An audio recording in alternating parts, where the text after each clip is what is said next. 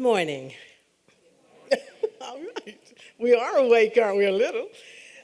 It is a pleasure for me this morning to present our speaker for this morning.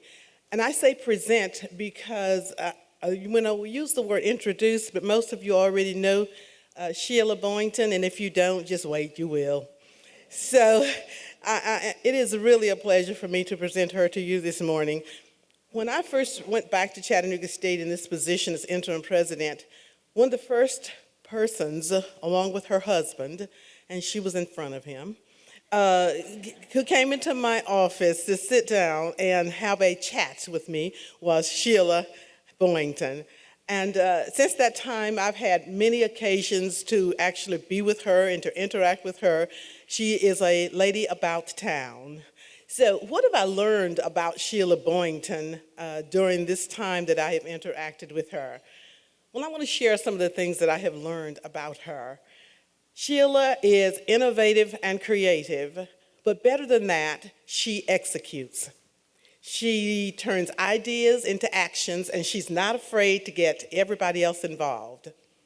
She is a visionary who is skillful at selling her vision. Sheila Boyington is futuristic. She thinks ahead, and she anticipates what she can do to impact positively the educational and economic development initiatives in Chattanooga as well as far beyond. There is a large bio on her, of course, in your booklet, but I am not going to stand up here and read that to you this morning because I know that all of you pass developmental reading.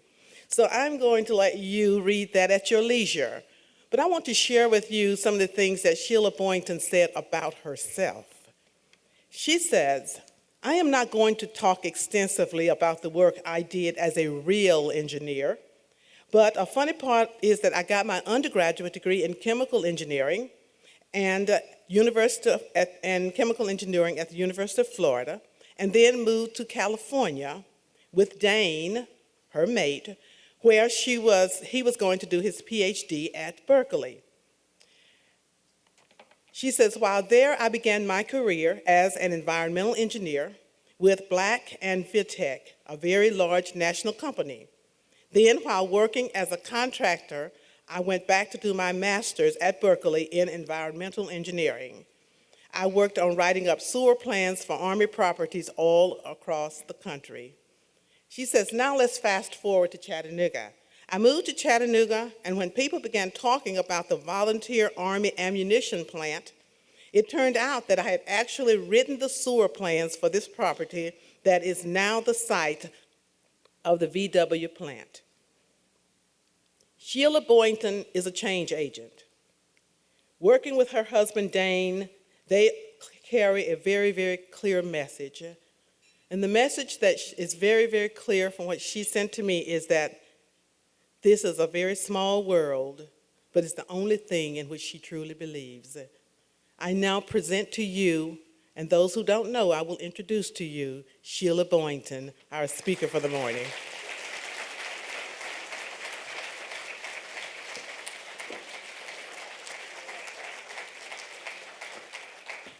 Wow.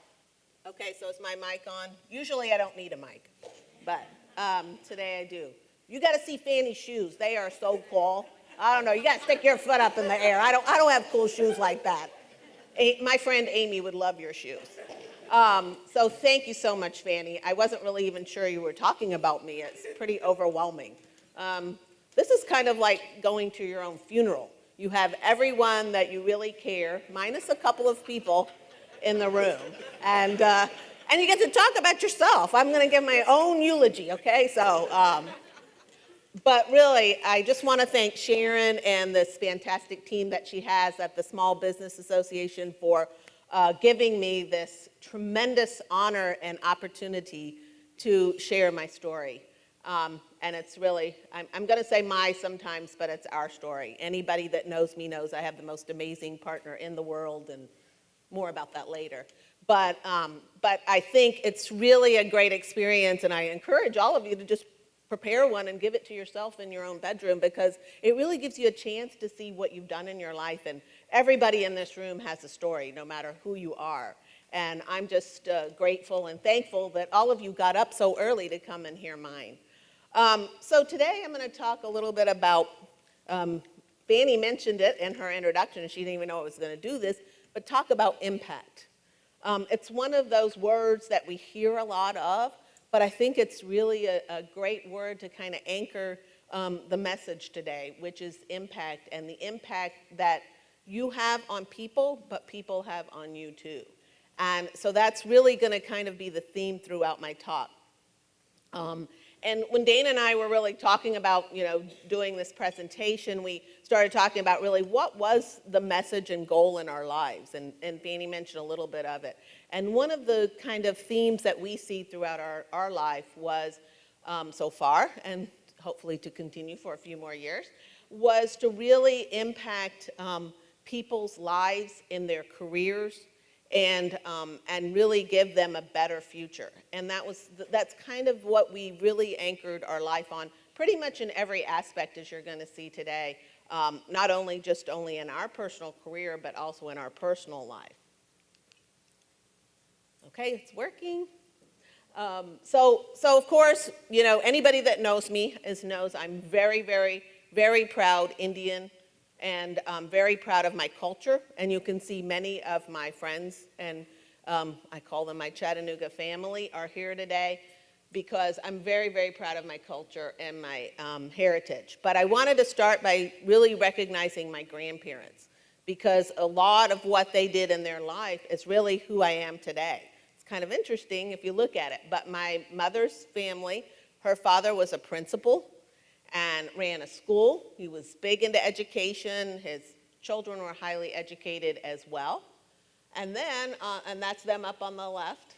And the other pictures are my dad's family, and they were actually entrepreneurs. My grandfather had the first driving school in India. And my grandmother was the first woman driver in the whole country of India. You can imagine that. So it's pretty darn cool. So, and my grandmother's family also owned the sugar mills. So there was a lot of entrepreneurial. So I came by this kind of honestly, the education side and the entrepreneur, and it kind of clashed right here in me. So it's pretty exciting to see that.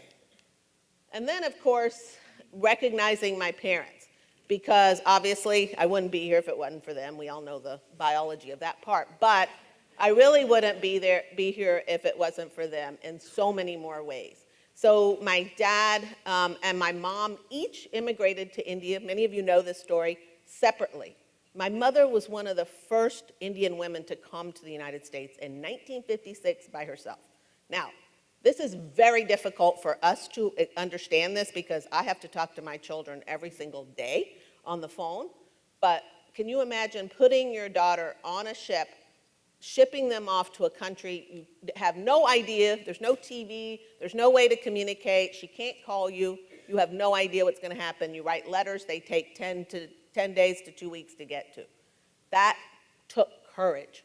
I cannot even imagine. I mean, we are scared to go, we send our kids places, but we got homing devices on them everywhere they go now, right? And we're used to that. But think about coming to this country. And if I just have 1 ounce of that risk and that courage that she took to do that, I am going to be spectacular. And so I'm so fortunate to have had her have that influence on my life. And my dad also is just amazing too, because he came similarly at the same time, came over here to do his PhD in chemical engineering, hence my undergrad in chemical engineering. We all know you do what your dad tells you to, right? So anyway, but again, just being taking so much risk. But then at that time, to stay in this country was also pretty rare. A lot of people came to go to school here and went back. So my parents actually met in this country and got married here before even meeting each other's parents, which, I mean, back in the day in an Indian culture, it was all arranged marriages. I know I was born 3 years later, otherwise I would have had some questions about that. But they got married in Gainesville, Florida. Yes, we're Gators. That was my dad that cheered when Fanny said University of Florida. And but they really took some risks to do that. Of course, the funny part of that is there were a lot of Indian guys and only my mother. So apparently she had her pick. But my dad was the only one that had a car. She was at Florida State, and he was at University of Florida, and she used to come over, and because Florida State was a girls' school at the time in Florida, imagine that, but this is what it was back then. And she got off the bus one day, and normally all the guys would come, and he came by himself in his car. And she said, "Where are all the other guys?" And he said, "What do you need with them? I'm here." And long story short, they dated apparently and got married then, which was pretty cool story. But you could tell. And you saw my mom, she worked with Harry Truman when she came to this country. So, I mean, they got some really spectacular experience. So moving forward to having me, aren't I a cute little chubby baby there? I'm still chubby, and I don't know, it's about the cute part. But, my parents were amazing parents. They raised us with the culture of both the United States and India, and amazingly managed to what I consider give us the best of both worlds. We were so blessed because we had a tremendous respect for our Indian culture and our heritage. And I'm going to tell you, to be honest, I went through times in my life where I questioned a lot of those things. And my parents had the foresight to let me question, to let me go out, but were there as an anchor and provide unconditional support and love. And I know many of you are parents, and I know everybody does this, and we try to do this, but communicating that to your children is like one of the most incredible gifts you can give them. I always felt growing up, and maybe my dad doesn't even know this, he's probably bawling, I don't even want to look at him, that in my entire life, I always felt I could have or do anything, and it was because my parents made me feel so secure. And, it's Dane and my hope that we just continue to do that for our children. And I think that's a big message. The impact you have on your children is one that lasts a lifetime. So then, everybody that knows me, you don't meet me without my wonderful spouse. He's right there with me everywhere I go. And I don't know what I did in a former life, but I did something right to have been blessed with the most amazing man on earth. And this is where I will get emotional. I tell people all the time, you can change your career, you can change what you major, you can change where you live, you can change your clothes, you can change whatever, and you can change your spouse apparently, but I don't think it's a good thing to do that personally. This is my own personal soapbox here, but because we have 2 daughters, and I tell all the kids that I mentor and everyone, the biggest decision you're going to make in your life is going to be that spouse or that partner that you choose. And I tell you, think very carefully about it. There's not a lot of young people in here. Most of you already made that decision. But I think that is really the biggest decision, because if I had not chosen Dane, and I did choose him, he had to sort of come along with the mission, and there's a lot of stories in that. But, and of course, my parents were expecting me to marry an Indian guy, so that was a little adjustment for them, but he passed this muster by saying he was going to do a PhD in chemical engineering, which is what my dad had, so hey, he was good. But really, in all seriousness, having a partner like this is the only reason I can even stand up here, and only reason you see any of this or you hear anything from my mouth is because of this amazing, incredible man. So again, you make your own path.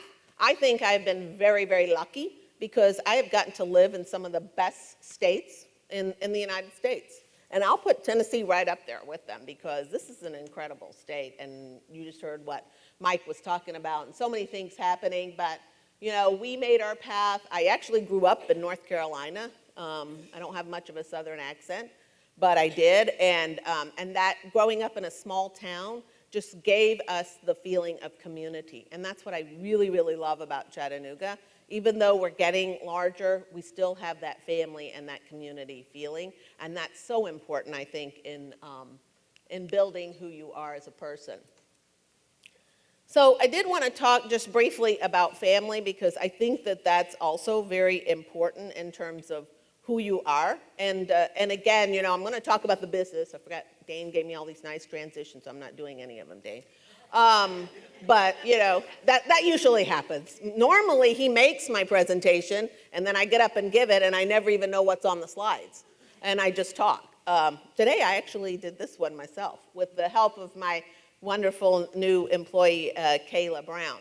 But the idea around family, and I just cannot say enough about family because it is one of the most important things, if not the most important thing that grounds me personally. Many of you know my dad. He likes to talk about something we call circles. Few of you have heard about this. So you have circles in your life. You have people who are very, very close to you that you cannot live without. Those are your inside circle people, circle one. You need them every day. You need to know that they're around. They're your circle. They're your main circle. Then you have your second circle, which is people who you see frequently, you have a relationship with, they're your friends, etc. And then and the circles continue to go out, right? And I think the most important thing is about knowing who is in your circles. Who are the people you know you can count on that will be with you every step of the way? And I think it's pretty safe to say that I have been so blessed with so many people inside my circle. And I mean, you could just see this room. I know Sharon said I did a lot to promote it, but really all I did was ask my friends to come and have breakfast with me, and here you guys are. So I'm really, really lucky to have that. The other piece is, of course, is our two daughters. And I love what Joe Biden said the other day when his son passed away, and my dad said this many times too. And I'm going to get it because I don't say it right. But he said a father, but I'll say a mother, knows that he's a success when he turns and looks at his son or daughter and know they turned out better than he did.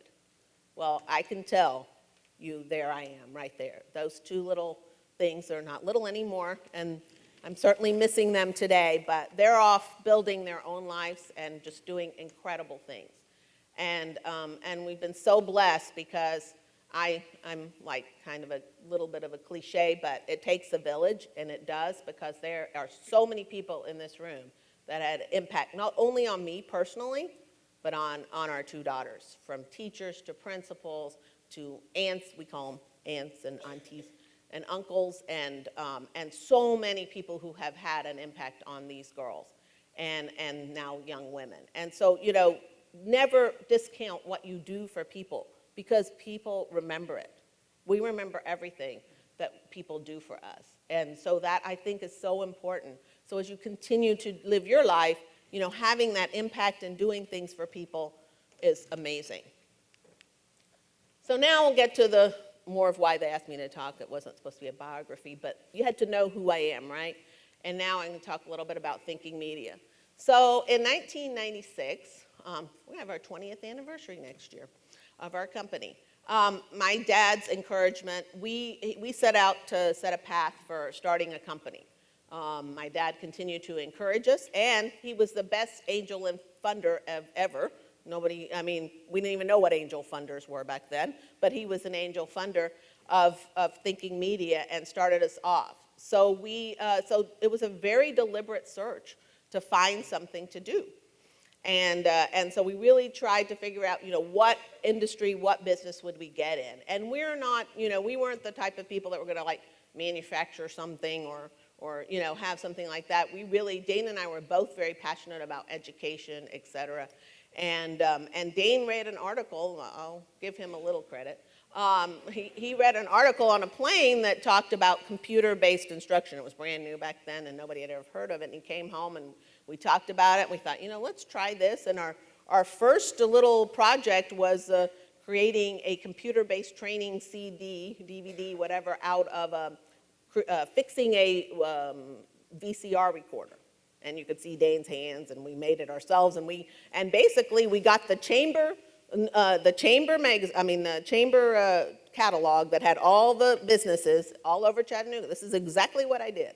I took that thing and I opened it and I started calling every single business in that catalog and membership guide, whatever you call it, and asked them, can we come see you? We've got some new technology we want to kind of show you. I didn't know, honestly, at that time, I really didn't know anybody. And I just picked up the phone, and surprisingly enough, a few companies said, okay, fine, come and show us One was Shearing Plow out in Cleveland. Another one was Brock Candy that was here then. And we actually were successful in talking Brock Candy into letting us create a safety video for them. And we made little candy pieces, and we made it really cool. And that's really how we started.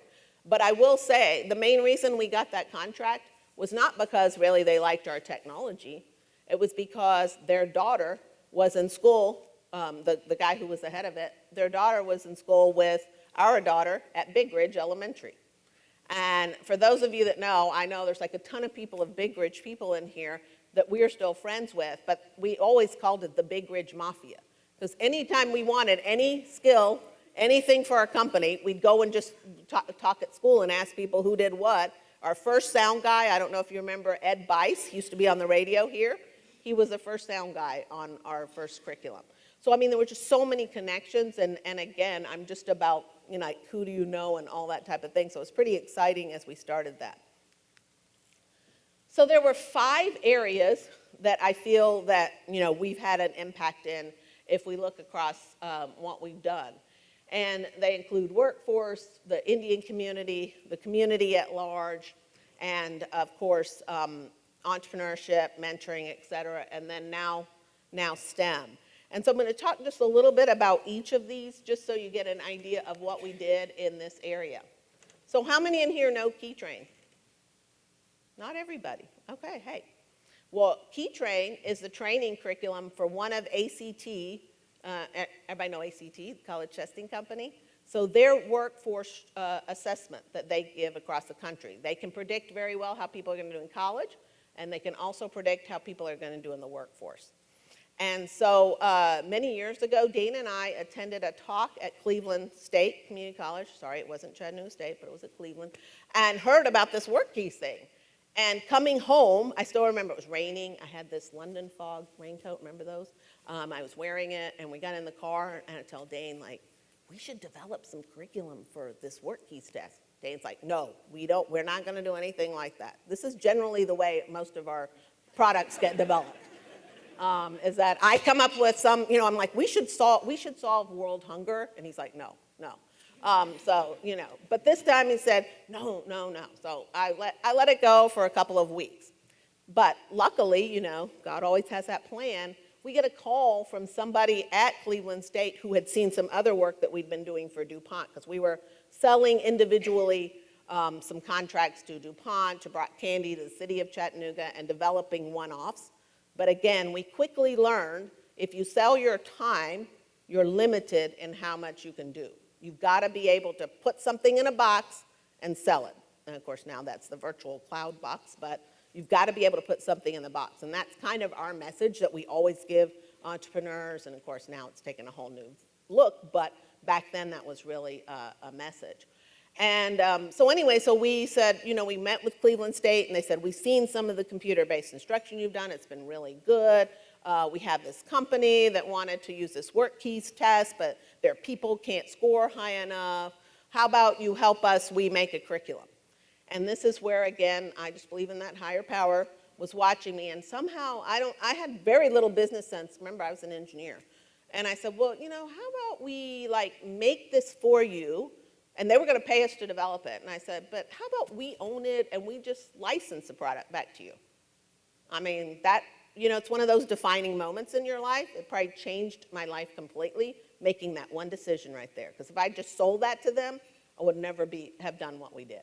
So we talked about that. We drafted a contract, and sure enough, I kind of say the rest is history, but the rest was that we developed the one course, and then another, and then another, and we kept adding people. And I don't know if any of you have ever read that book, Good to Great.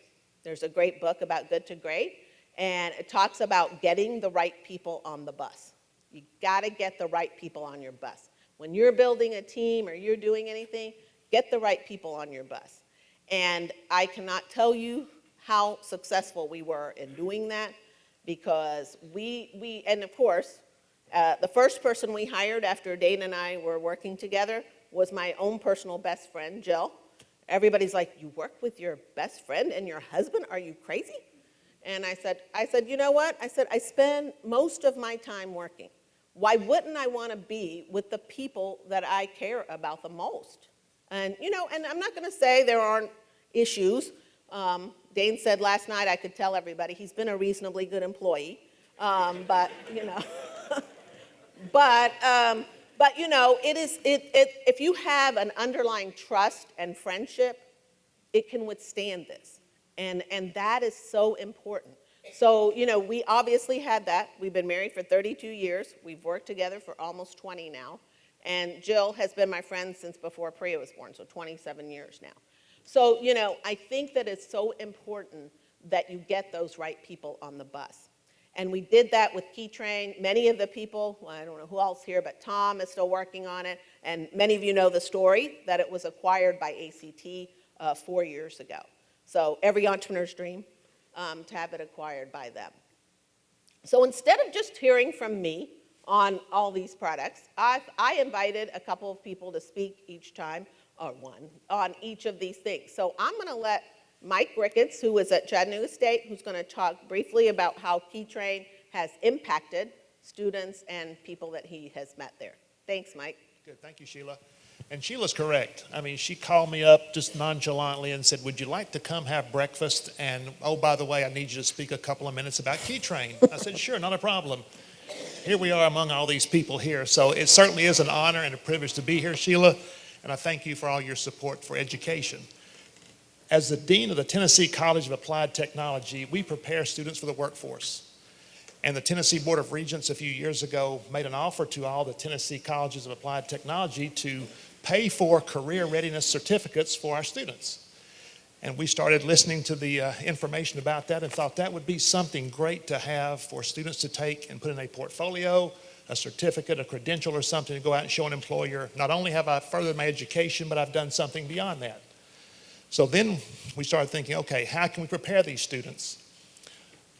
The board office made some information available to us. Her name was on there. I've known her for a number of years, so I thought, well, let me call and see what I can find out. So I called Sheila and said, can you put me in touch with someone who can help me arrange this and use this the best way possible? She said, sure. What time can I come out and talk to you? I said, well, okay, we set up a date. She comes out, so we start implementing the career readiness certificate. And I'm looking at the brochures, the things over there that says more gold and silver certificates. Ours is like a bell curve. We had about 23 or 24% gold, which is very hard to get, close to 60% of the silver, and the bronze was down to about 18 or 19%. And we had about 2% that couldn't pass it regardless. But anyway, we certainly attribute all that to the KeyTrain preparation. It's tremendous software. It goes right along that. If a person will put in time, then he or she will be successful with that. It's been a blessing for us, for our students, and for the community here. And it certainly is good, and I appreciate all of your help and your support here. But having her as a natural resource here is really good. And again, I don't know any other place I can call and talk to the CEO and developer and have them not only talk to me, but say, when can I come out to your place and talk to you person to person?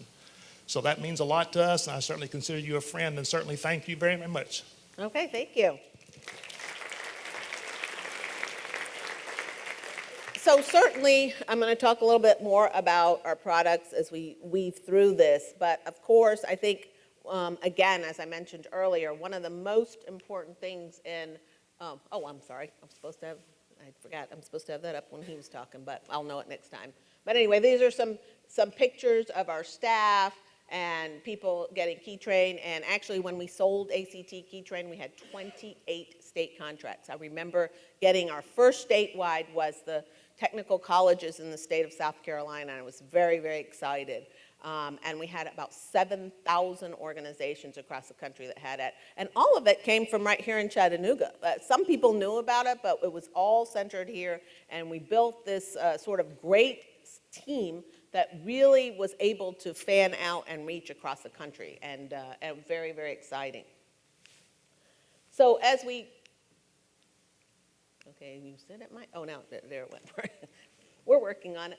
Okay, so as I mentioned earlier, though, really, the impact, again, that was an impact in the workforce and with our product. But I think anyone who knows me knows that the Indian community and my Indian heritage is so important. And so over the years, not before, even a little bit before we even started the company, I started getting involved in the Indian community.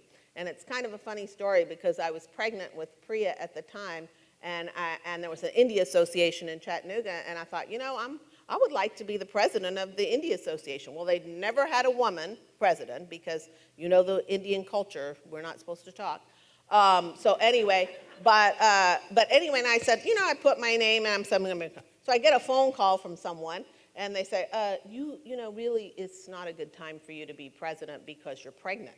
I was like, well, don't men have full-time jobs? Like, I don't understand. Why can I not be president? And so put it off. Well, I think actually I became president right after that. And I was very fortunate to really, again, reach out in this community to find that people knew a little bit about the Indian culture, but not that much. So I started an event called Glimpse of India, which was held in Red Bank Gym. The first year we had 800 people just showed up, and we had women from our community cook food, and we dressed in Indian clothes, and we danced, and we had a great time. And it continued to grow to the point where it became kind of like Culture Fest, and we had it down in Coolidge Park.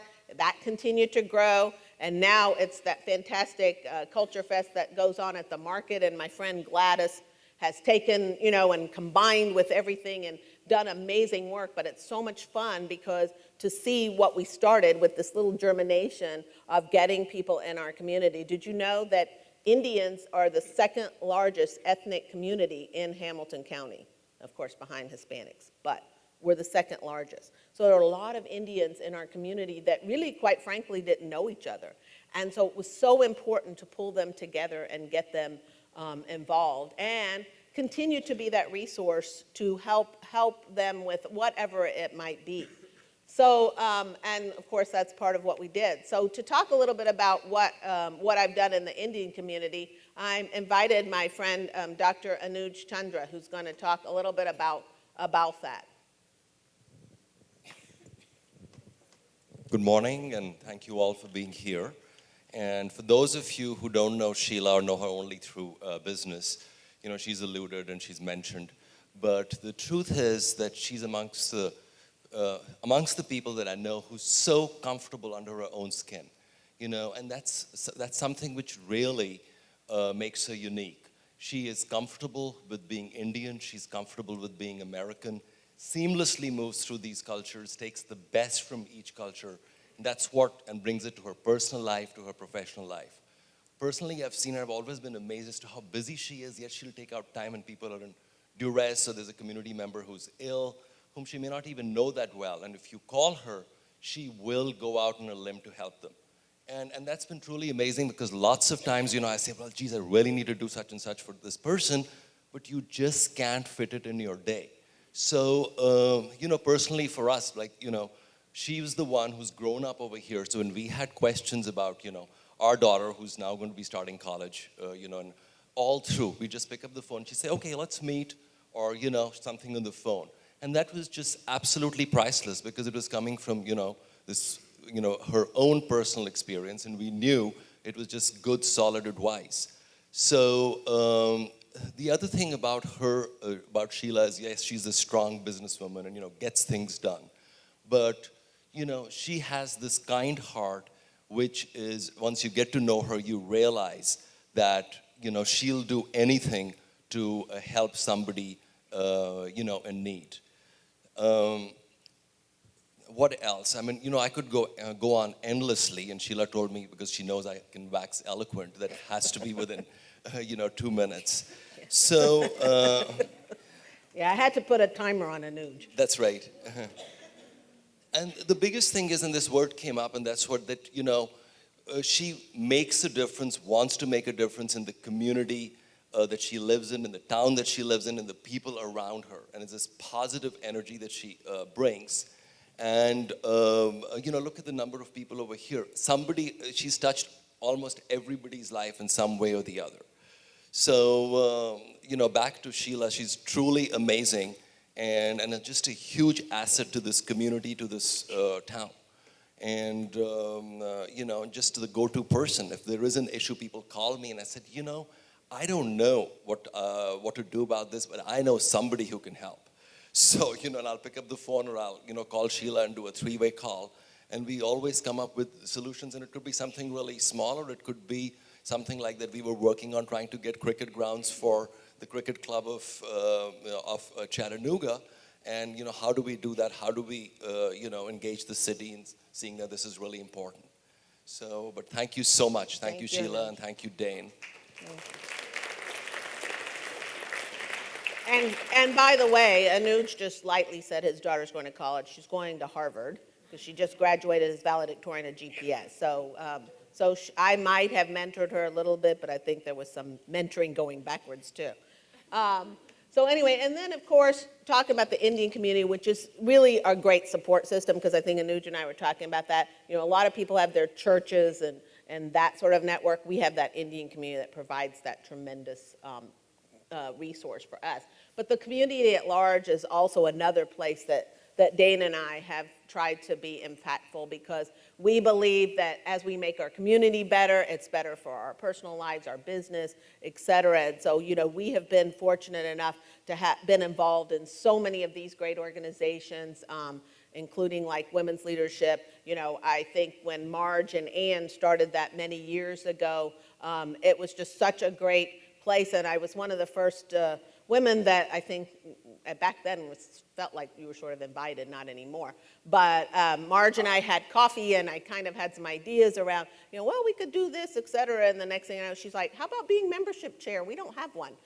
So I was the first membership chair of that great organization, and now it has grown to unrecognizable numbers through the leadership of many people like Patty and others. And of course, now it's headed by my great friend Michael Trainer, whom I actually introduced to women's leadership. She didn't even know about it. And someone said, oh, you should meet Sheila Boyington. She knows stuff. And I said, you should get involved in CWLI. And here she goes. She's director now. So lots of great stories there. And of course, no love can be expressed enough for GPS and what GPS has meant to our kids.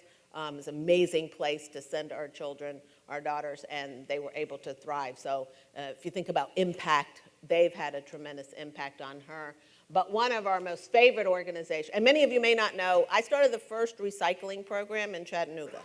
26 years ago, Dane and I collected recycling at Big Ridge Elementary, even when it rained on Saturdays, separated it, and used to take it down to Orange Grove. I'm an environmental engineer by training. I came here, I was appalled we didn't have a recycling program. I started myself.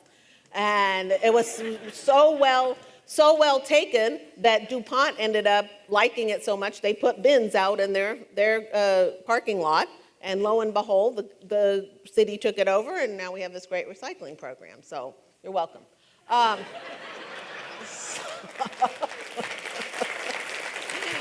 So anyway, but one of my most favorite organizations, everybody knows, and in fact, it took me years to get people to understand I really didn't work for them. Well, of course, most people thought I worked at Big Ridge because I was there like 1,000 hours a year. But secondarily, everybody thought that I was with Girls Inc. I mean, still to this day, Andy Burke, our wonderful mayor, who knows me through so many things, he still thinks I'm Girls Inc. That's what he knows me as. But anybody that knows my tremendous love for this incredible organization who has impact every single day. And so it's my pleasure to introduce B. Lurie, the current CEO, whom I also hired. I take credit for everything. So anyway, to talk a little bit about Girls Inc. You just took my opening of my remarks. Oh, sorry. So I first met Sheila actually at my job interview. And it was really clear from the first time that I met her nearly 8 years ago that she was a real champion for girls and a real champion for everybody to be successful. And her leadership skills were extraordinary. So it was a very low-pressure situation. It was only the job that I had coveted for years because it married what was really important to me in my life and for my upbringing. And so it was a tough interview. It was a committee, but Sheila dominated the committee and asked incredibly hard questions. And I was really fortunate that Sheila and the committee decided to hire me for the best job in the entire world. And then I had the opportunity to begin to work with Sheila, because Sheila had gotten involved with Girls Inc. when her daughters, Priya and Nisha, became Girls Inc. girls as early as the 5th grade, and were regular participants in Girls Inc. And Sheila chose Girls Inc. for her daughters because she wanted them to be part of a diverse community, and Girls Inc. is known for its diversity. So over time, she got involved with the board, and Dane was on the board too. He was our facilities chair. And Sheila became board chair. But in the years leading up to that, when I worked with her, there was never a time that I could not go to Sheila to help us with all kinds of aspects of the organization and gained from her experience. And she was amazing at finding new corporate funders and individual donors, and building a really, really strong network on the board. And just being an amazing, amazing leader on the board. She really encouraged us to build even further our STEM programming, which we started in the early 1990s, to really take that further for where it was. And we had STEM camps, and she would do things like negotiate with the Chattanoogan and get us the best Tom rates still in possible. here? Yeah, the best rates possible, because she did so many events here. I mean, it was very hard to say no to Sheila. In fact, you couldn't say no to Sheila. So her impact on the organization has been extraordinary, and both she and Dane are still involved. Alexis Eaton, who's here, is a recent Girls Inc. alumna, who's one of her mentors through the Unbought and Unbossed Awards program. When Sheila finished at Girls Inc., she was selected by our girls anonymously. In fact, you don't even know this, but we took off of the applications. When the nominations come in from the community, we want them to be anonymous for the girls who select the honorees. So we took off of the nominations. We always take off the names of the women and perhaps where they work. In Sheila's case, we took off every reference to Indian. Oh. And Alexis selected her, and it's been an amazing relationship since. So I want to thank you for being so extraordinary. I couldn't even begin to cover all that you've done for Girls Inc., but thank you, and thank you to Dane. Thank you. Thank you, Dee. There's Bee when she's lost a lot of weight since then, that picture up there. So, and then of course, talking about Chattanooga and the entrepreneurial community. It's kind of interesting because as we looked back at this, I think back when we started thinking media and started our products, no one even hardly called us entrepreneurs. I think we were entrepreneurs before it was cool in Chattanooga, and so now I'm like the old entrepreneur in Chattanooga. But watching our community become this great entrepreneurial community, and through so many of the efforts of what Mike is doing at CoLab, and of course, no one cannot recognize Jim Frierson, our Chattanooga cheerleader, for all that he has done to help, just be really a great champion for us. But we did, along the way, we created some other products too. Keytrain was by and large, for sure, the most famous and successful one thus far. But PictureRx and CharacterEd were other products that we also have created who have also had tremendous impact too. So our character education curriculum was actually kind of our, no offense to anyone, but our Republicans are going back in the White House strategy back in the 90s when Bush was it 90s? Yeah, when Bush was coming back in, GW, and we were in South Carolina and we were on a training trip for Keytrain. And Dane and I still can remember this. We were in a hotel room and we're like, oh, they're not going to put as much money into workforce. What are we going to do? Because, we were largely dependent on that funding for Keytrain. And I started saying, we should do something else. We started talking again. And we were watching George W.'s speech on TV, and he talked something about character education. Because remember, we had to remove religion from the classroom, right? So we had to find a way to teach our kids some, what I want to call morals, or the right way to do things. And so character education was one of those vehicles for doing that. And so just usually as our story goes, I'm like, we should do something in character education. Dane's like, I don't know about that. So anyway, but the whole car ride on the way home, I had him captive for 8 hours in the car on the way. And I kept telling, we could do this, we could do that, blah, blah, blah. And so we really were, we sort of formulated, quite frankly, the whole product almost on the way home. And when we got home, we started the development of it. And then we kind of, again, Big Ridge chimes in. Back in the day, little Weston Wump over here, he's little to me, because he was a student at Big Ridge, because his mom and dad, we met him at the pool before Zach was even in Congress, and we just knew him out at the swimming pool. Oh, he's congressman? Okay, I'm calling him up. Called him up, and said, oh, we've got this great character education curriculum. It could really change lives for the country, blah, blah, blah.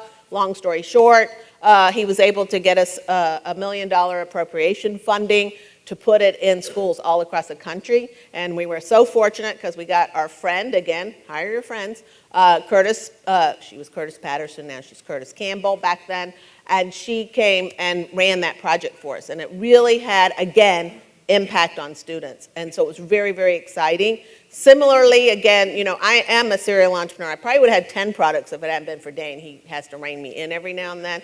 But PictureRx is another story like that. So our friend Bhagwan Kriplani has a fantastically smart son, Sunil, who was educated here at Macaulay, went off to school, et cetera. He's a doctor. And we met him in Atlanta at a party one time, and he said, we've been doing this picture prescription card where you can really show people how to take their medications better. And I'm like, oh, what kind of research did you get? And he explained the whole thing. I said, oh, can we have lunch?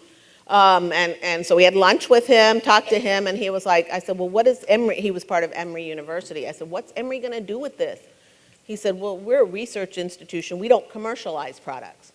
My phone, it works well. Picked up the phone, I called Emory University. Can I have that IP on this? It's intellectual property on this picture card.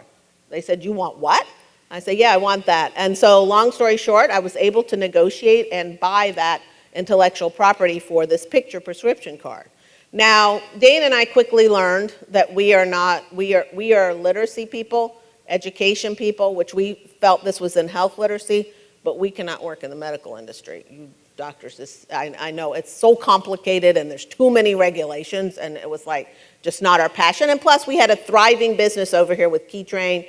And so we formed a little separate organization with a couple of doctors, Sunil included, Dane, myself, and we found a young Indian doctor out of Emory who was the first AMA student on the AMA board, amazingly talented guy. He's very, very successful in other things now, but we formed a little company and we started that. And this thing became a grant magnet, let me tell you. So NIH funds small businesses to try to build them. If you don't know about that, SBIR grants. Those are phenomenally great grants for helping to grow businesses. But we knew this tool had a great potential for impacting and helping people take their medications better. And so we were able to get NIH funding up to $2 million, over $2 million now in funding, and we were very happy to have that actually be merged with a company in Atlanta now called Bioscape, and we hope to see that continue to grow. So more on that hopefully later in our lives. But of course, the other thing is I certainly want to credit, what Mike was saying earlier, the entrepreneurial community that's been, I got 10 minutes left. Okay, I'm going to say faster. Dane's my timekeeper. So anyway, I wanted to talk a little bit about, that we had an impact on entrepreneurship too in this community. We were some of the first entrepreneurs and really the first one that sold a business for a significant amount of money and things like that a lot of people didn't know about. But we got involved with that. But at a Tennessee small business meeting, much like this, it was a lot smaller, I did a little speech on, I don't even remember, entrepreneurship, and this very bold woman came to me out of the audience and said, can I meet with you? I'd like to talk to you. And I'm, again, like you said, I said, okay, fine. And long story short, I became her mentor, and I would like to invite Shannon Rinke, who is a founder of Mama's Got Mail, to talk a little bit about me. I don't know what else to say. One of my very favorite topics. Well, have you ever been at the wrong place at the wrong time and it turned out fabulous? that is how I met Sheila. I was actually going to an Experience Talks event to listen about intellectual property, and there they were talking about hiring, and that was a way to grow your business. And I was like, oh, well, I'm here. The kids are being watched. I'm just going to stay. And I did, and I'm glad I did, because that is when I first met Sheila. And I approached her at that event. Now, this is in November 2012, and I had been looking for someone like her. And when I heard her talk and heard her passion, and she had her stuff together, like she knows what she's talking about, and I immediately got that from her. She helped me develop my idea by giving me 2 challenges. 1, find where your passion and profit meet. And then second, find a way to put that in a box so that your time and your money aren't tied to each other. So she gave me that challenge, and from that I came up with her guidance, a subscription box service called Mama's Got Mail that puts counseling and gifts for moms and sent to their doorsteps. She helped me develop that idea, and it was so important. It was something that I liked. She helped me create the business and get great exposure and to build it. Her role in mentoring me throughout my 48-hour launch experience for female founders in April 2013 was vital to me winning. She nailed the financials in the presentation, and I was the only one with them. And so she helps me be a better person. Like, she helps me be a better version of myself and cuts that learning curve of me to the me I can be, just like that. She also trained me in rehearsing for a presentation in a way I had never, ever experienced before. It was intense, and it was wonderful, and then she said, go take a nap and put your hair up. And I did, and I won. After launching Mama's Got Mail with her help, I did that for about 18 months, but when it was time for me to do something different, Sheila was there to help me transition and to help me respect my choices and not judge myself, and instead see life as just a series of choices and to respect those. She's the kind of mentor that leads with my best interest in mind and never her own agenda, and that is so freeing. It's so different than a parent or a professor or a boss, because there's somebody that has your best good and can see the best in you and brings it out in you. It's like a magician of sorts. I don't know how she does it, but the biggest impact that she had on me is that she has opened up a whole new world to me, and that was just what was inside of me that I didn't know. And for that, I'll be forever grateful. Thank you, Shannon.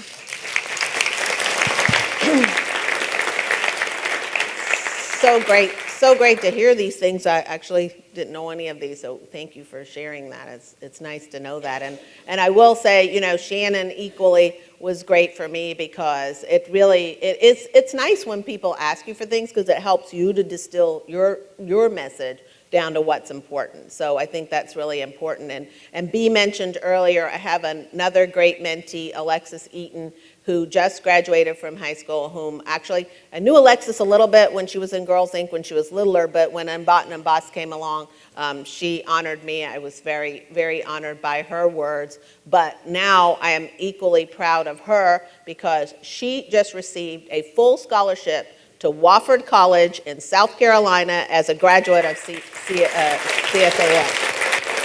So, very, very, very proud of really both of you, because, and I love it, because the other night Marge said something great, which I love. She said, there's something called flash mentoring.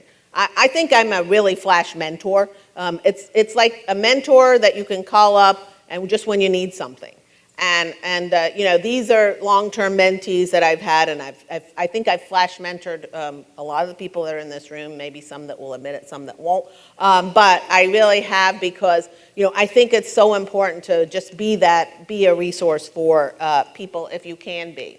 So my last section is really my current life today, which is really where I am so passionate about. And everybody's talked about passion. But, it's really funny. When we first started KeyTrain, I remember this, I know I'm going to run over time, but anyway, we went to this conference, and we were at the conference, and we had our booth, and we were working there, and this guy next to me said, we get ice cream at the break, and I was like, oh, great. And he's like, that is the best part of working this conference. And it's one of those moments that I cannot forget, because when he said that to me, in my head I said, oh, am I working? I actually did not even think I was working. I thought I was just living my life. And so, that is really been the greatest thing, because people often used to ask me, like, how do you compartmentalize, being a mother, being a wife, being, running the company, et cetera. And I told people I never tried to compartmentalize. Now, there are times of days when you do, but my overall life was never about compartmentalizing it. I just lived my life. And so I've been very, very blessed that I didn't have, to punch a clock. I totally get that. But it was also, sometimes I work, 16 hours a day, and other days I don't work at all. But it's about getting the things done. I'm about executing, as Fanny very well put. I want to get things done. So if you give me something, I'm going to get it done. I'm going to get it done when it's supposed to be done, too. Time is very important, too. So fast forward now to really being given the opportunity in life to have the resources and the ability. Both of our children are gone. We can do what we want. It's great. Empty nest is great. Somebody told me 2 things about empty nest. 1, you better like your spouse. 2, you are only as happy as your saddest child. Think about it. It's very true. If one of your kids is unhappy, then you're not happy, right? So those are my 2 lessons about empty nest. But I am lucky right now. Both of our kids are happy, at least today, until I get some phone calls. They're girls, there's drama. But the thing is that now I get to follow this passion about trying to change this country for women and girls. I've always had this passion. I mean, I was blessed with 2 daughters. I love boys, but I'm really glad I had 2 girls, because, and Dane equally, we really feel like we have an opportunity to make an impact now in a really big way. Because we got to change how people are thinking about the workforce and the possibilities. Our kids today don't understand the opportunities that are out there for them, and we've got to find better ways to reach them. And so one of our offerings to do that is our new system called Learning Blade, which is an online tool. Again, we go for this online thing that is designed to help get more kids into STEM. And if you don't know what STEM is, it's science, technology, engineering, and math. These technical careers that Chattanooga State and others, UTC and others, train people for and get them ready for. And we don't have enough girls in that. And guess what? I'm a woman engineer, right? So when I was in school, there were only 2 girls in my class. When Priya went to college at Georgia Tech as an industrial engineer, there was only about 25% still. We're still not moving the needle. And in the last 10 years, the numbers have gone down and not up. We are going in the wrong direction. So now, this isn't about me, this is about our country. And so our new passion and really what we're doing every day and speaking about is changing that equation. So at this point, I'm going to invite someone who's changing it on the grassroots level every day, my great friend, Dr. Elaine Swafford, to talk about what we're doing at CGLA. She needs a mic.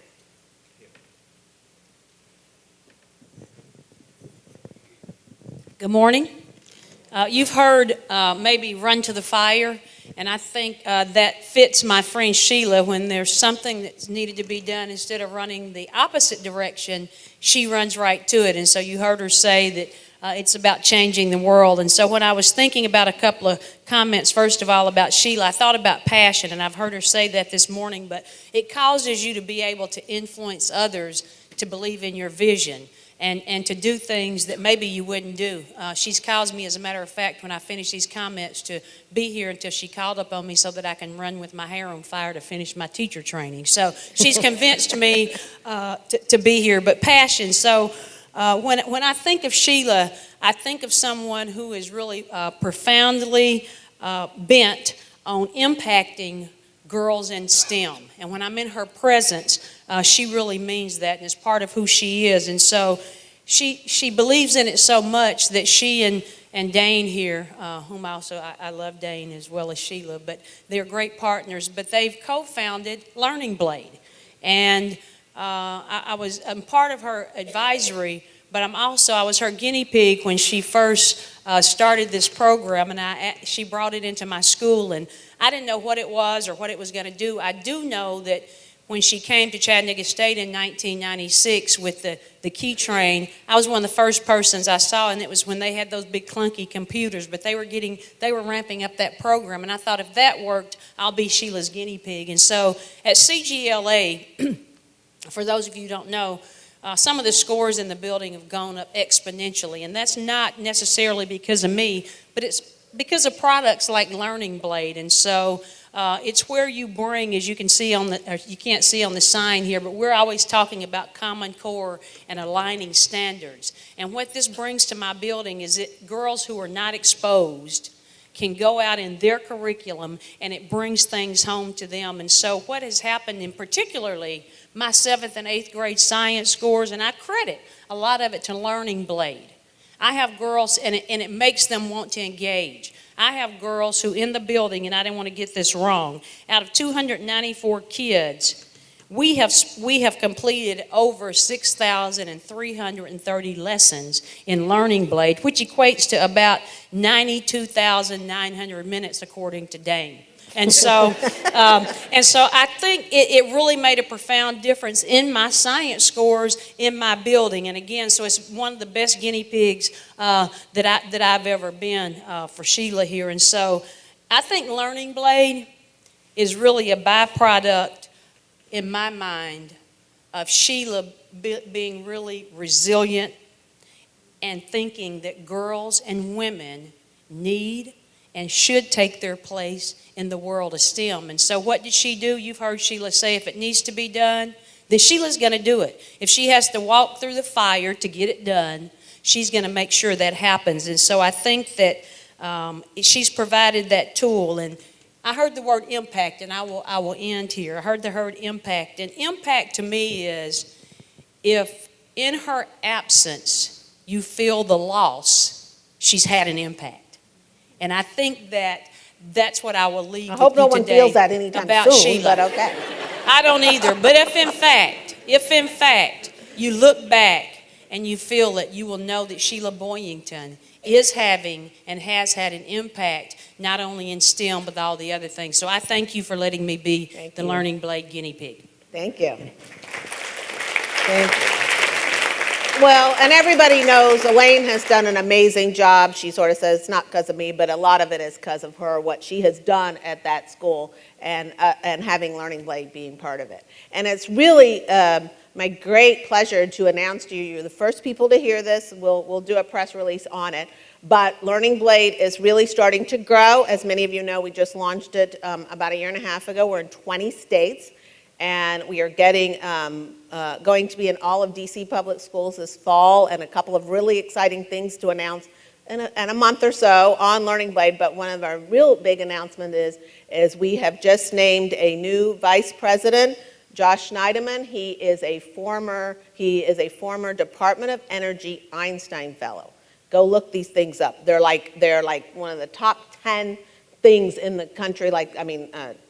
Programs for educators, and he is going to be moving with his family here to Chattanooga, so I'm bringing somebody here, very highly talented, and he starts with us on August 1st, but we're really, really excited to have him join our great team. Our team currently exists of Damon Crumley, he's worked on every product we've ever had, so Damon stays with us through thick and thin. And of course, Kayla Brown that I mentioned earlier, who's working with me to impact the Million Women Mentors. For those of you that haven't heard about that, you can look that up. It's a national effort to get more women and men to mentor girls and women in STEM.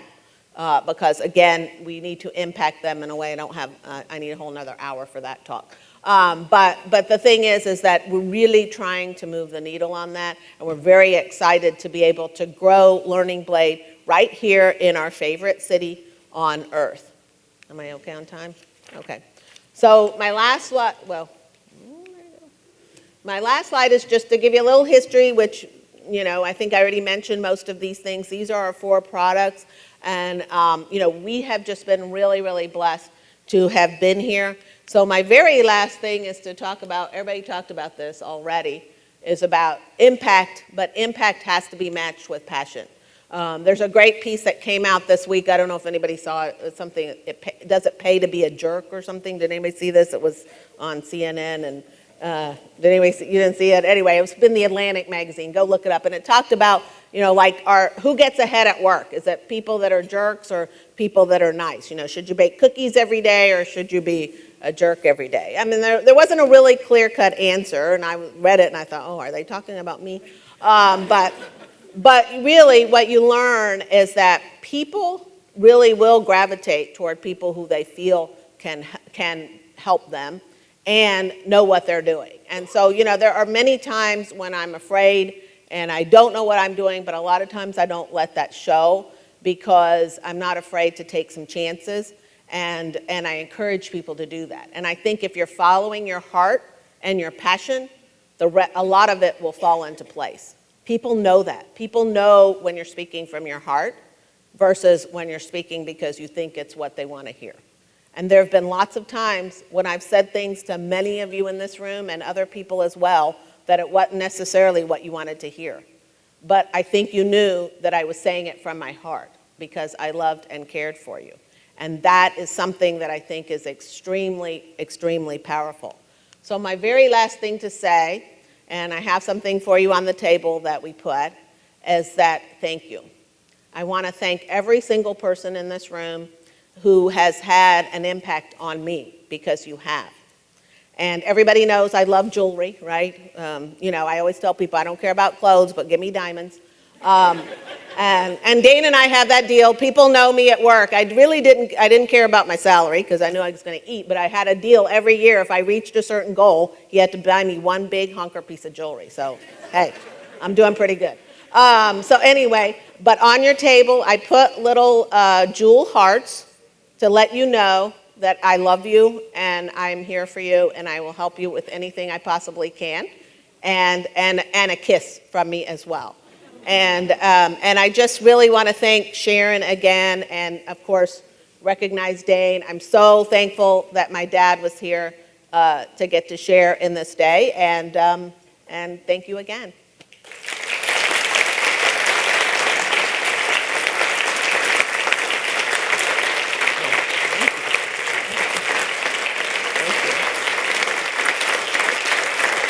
Dane, you can come. You can come here. Yeah. I don't know, I think. Yeah, sure. Does anybody want to ask me anything? Not, PG rated. Jim. Sheila, when you go back to India, as you know, you go back frequently. Ish. After visiting family, what do you think?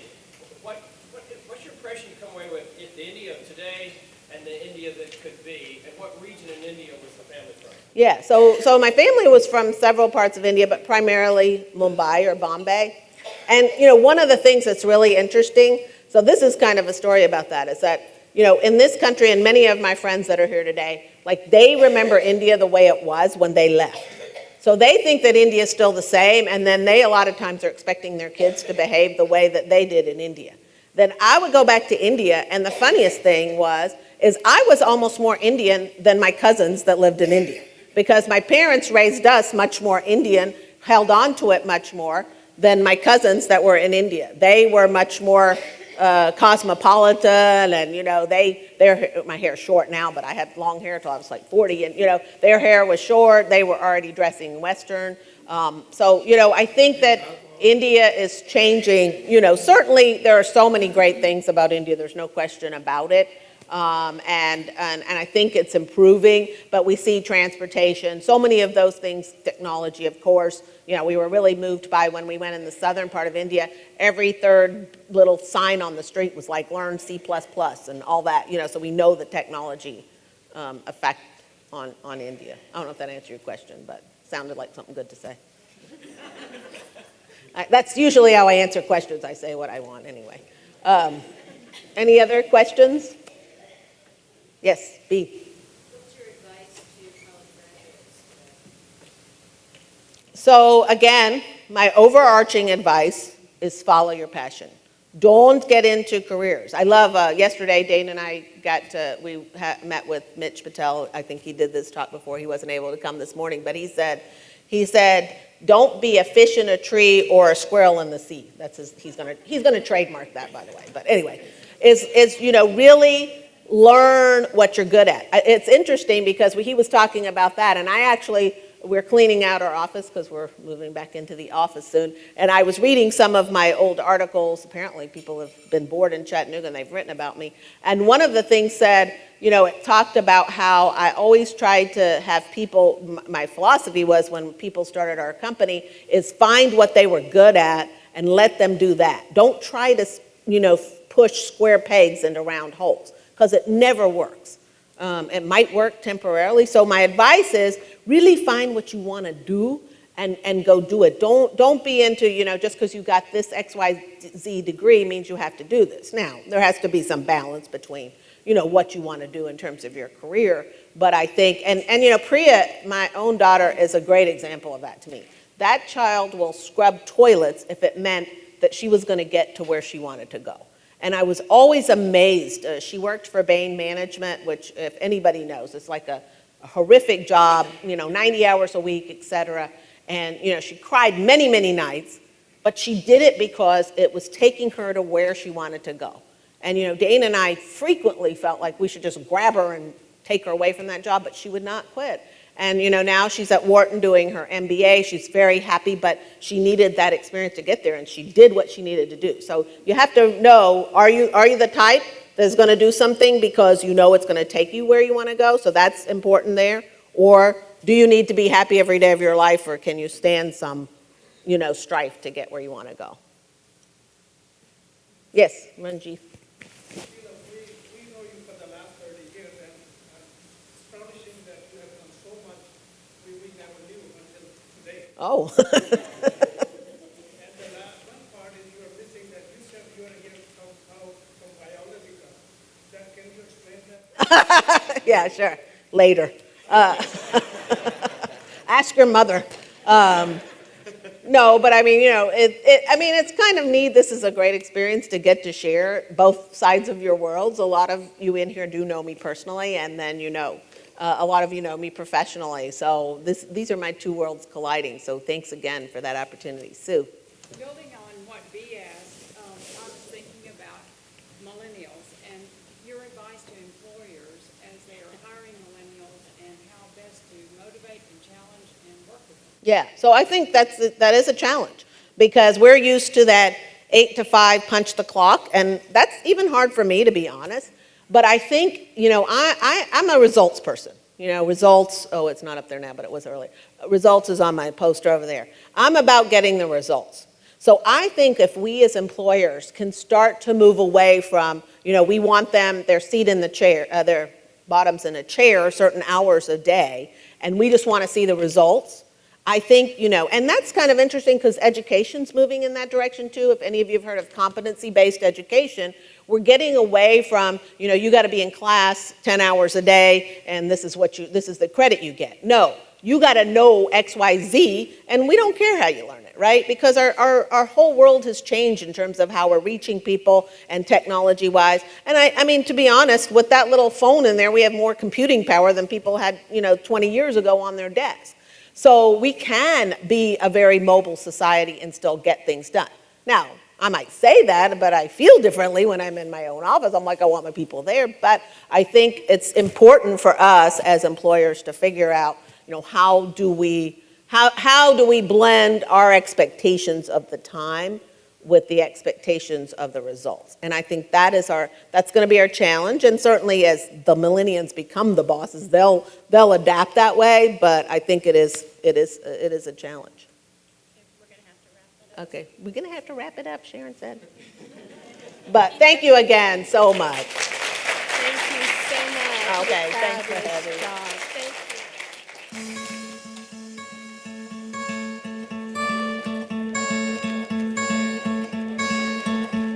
I hope when you take that jump, you don't fear the fall. Hope when the water rises, you build a wall.